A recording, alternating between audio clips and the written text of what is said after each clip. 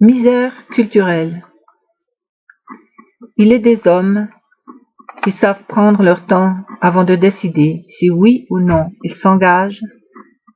Il est des femmes qui passent leur temps à attendre pour savoir si leur mari veut bien s'engager.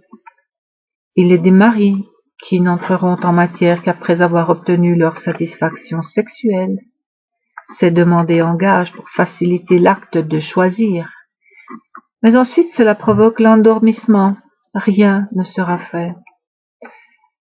Alors ces femmes qui voudraient partager un engagement avec leur mari attendent, puis se soumettent au désir sexuel de l'autre, pour ensuite se retrouver perdantes, encore à attendre, et ça recommence ainsi souvent. C'est un mécanisme diabolique par lequel l'homme oublie l'engagement, parce que son seul confort est sexuel, tandis que la femme oublie de demander l'engagement, parce que chaque fois qu'elle le fait, elle se retrouve proie sexuelle, sans jamais obtenir ce qu'elle avait demandé.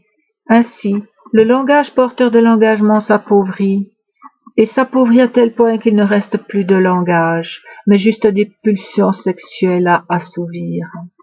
C'est pourquoi une femme non mariée tire un grand avantage de ce qu'elle peut s'engager sans attendre l'accord d'un mari foireux.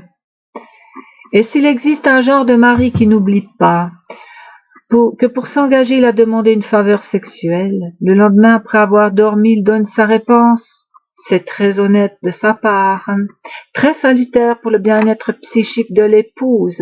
Cela signifie qu'il existe un type d'engagement qui ne tire pas les choses vers de moins en moins de langage, mais finit par préserver ce trésor qui est de communiquer en faisant ensemble des projets. Ces hommes qui s'engagent une fois pour toutes, monogames dans l'âme, ils promettent le jour de leur mariage la fidélité pour toujours et puis plus rien.